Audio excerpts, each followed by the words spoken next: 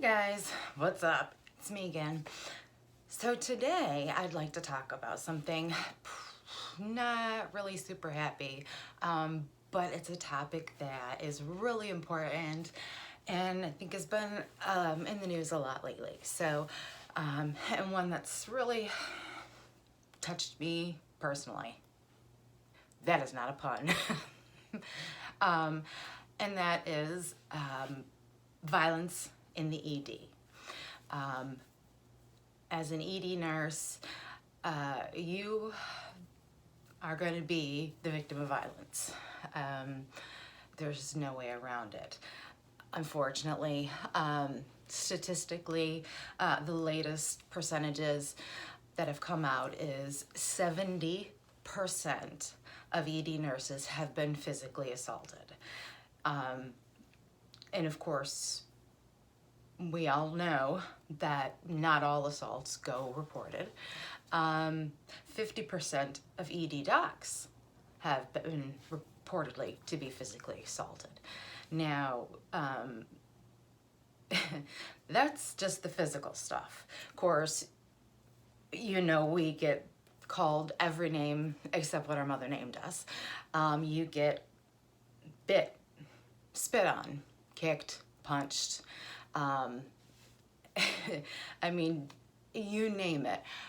Threatened to, oh God, threatened to kill. If I had $1 for the amount of times I've had a patient threaten to kill me, I wouldn't have to work for a living.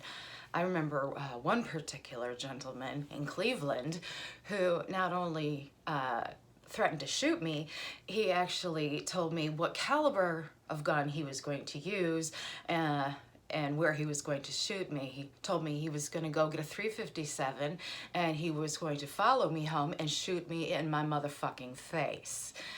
He was very specific. Yeah, so that was a little unnerving, but you know, usually they don't tell you the exact caliber, they just say they're going to shoot you. But boy, he wanted to get his point across. So, yeah, I'm sure all of you have stories of your own and share them with me. I would like to hear them. Recently, the Emergency Nurses Association and the American College of Emergency Physicians have come out with the No Silence on ED Violence campaign to try to raise awareness about the violence that ER physicians, ER nurses, the medics that are, some places have EMTs and paramedics in their EDs. Some of them have critical care techs that they the violence that we all face. Just as on a personal note, I don't know how well you can see this beautiful scar of mine. That was courtesy of a patient. And this is my x-ray. I look like Iron Man. I had to have C3, C4, C5, C6, and C7 fused together. And my arm was paralyzed for 2 months. I still have residual nerve damage where I can't feel a portion of my arm, although I have function, decreased function, but I can still obviously use my arm. But yeah, it's that one was one hell of an assault. That was something else. I've had a patient punch me in the face, almost broke my nose, gave me 2 black eyes, and let me tell you know, a girl likes her face, you know, yeah, no bueno. I don't like going around having my face all fucked up. I'm just saying, you know, God, I've been bit, spit on. It's just, it's unacceptable. And the problem that I have with it is that, you know, you can put up signs, you can, you know, press charges, which is rare. But until we start holding the hospitals responsible for this,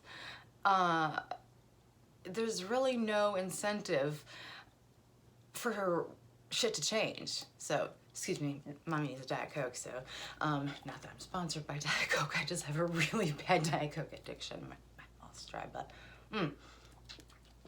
but the thing is, you know, OSHA doesn't make them ensure a safe work environment for us. They're not held responsible. Hospitals are not required to keep us safe. And you'd think, well, geez, aren't they? They're supposed to. But not in this case. They are not required to prevent people from trying to kill us. And I found that out firsthand, that there's some kind of loophole or whatever, that this safety thing with patients trying to harm us doesn't fall under one of the hospital's responsibility. And I think that's bullshit.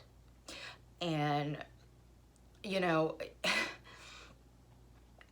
when you raise the alarm to a hospital system, hey, maybe we should have metal detectors. Maybe we should have bulletproof glass. Maybe we should have armed police in here because, you know, Cleveland Clinic has its own police department. What other hospitals that I've worked for have them? George Washington University Hospital has their own police department. A lot of hospitals have their own police department. Not all of them, but a lot of them do. But some of them won't do it. Some of these large hospital systems won't do it because of the money. And I'm thinking, well, you know, if you're a huge hospital system, especially ones that have level 1 trauma centers, and you're making multiple millions upon millions of dollars, and you're buying property and opening huge huge buildings, brand new, I don't know, cancer centers or whatever. But yet you can't afford to have a police department for your hospital, even though you know you have a problem with violence in your EDs. Maybe your priorities aren't your nurse safety. And I think that the only way that that's going to change is if they are forced to make their nurses' safety a priority, because they're not being forced to. And until that becomes part of maybe OSHA, regulations, that they are forced to keep us safe that way, that it's just not going to happen. Because, when nurses ask for things like bulletproof glass and metal detectors and armed police officers, not security. Security officers, no, armed police.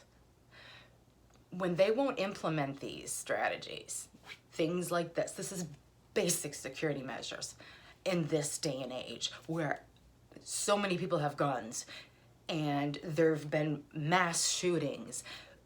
Bulletproof glass, metal detectors, armed police officers, these, I would think, should be basic things that the hospitals should have, and not all of them do. And if you are a major medical or health system and you say, oh geez, we don't have the money for that, I call bullshit. So that being said, I don't see that a lot's gonna change until they're made to change by legislation. You hit them where it hurts with the money. You fine them. If nurses get hurt in your hospital system, but you haven't made the proper security measures, then oh boy, you fucking hit them where it hurts at the bottom line, because that's the only way these hospitals are going to make the nurses safe.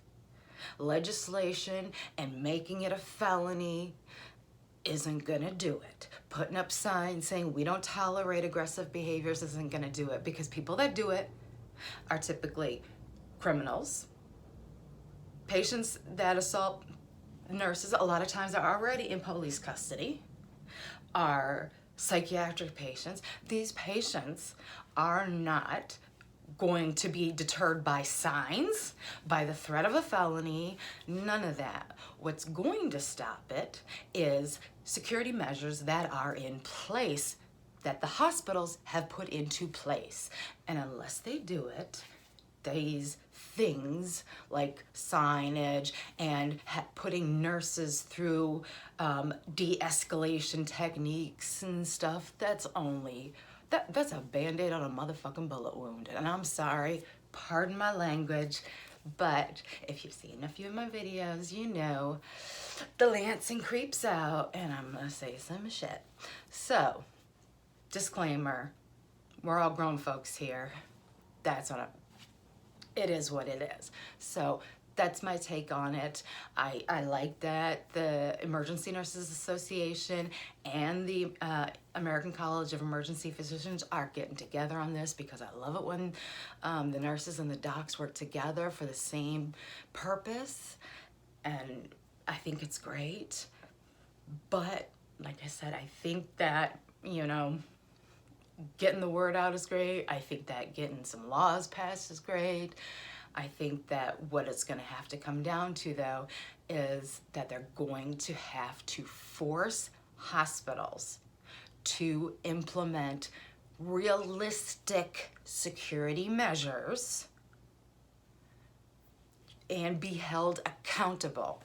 The hospitals need to be held accountable for not protecting their nurses. Patients that assault nurses are not going to be deterred from assaulting nurses, because most of the time they're not the right mind, first of all, or they are probably already a felon. So, you know, I mean, what's the point?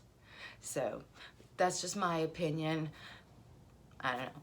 What's your guys' opinion? You tell me. What's your experiences with this? Because I know that if you're an ED nurse, you've been assaulted, or your friend's been assaulted. What do you think? Give me your opinions. I'd like to hear it. Anyway, that's today's story. So if you like this video, thumbs up, hit the subscribe button, and I will talk to you later. All right, bye guys.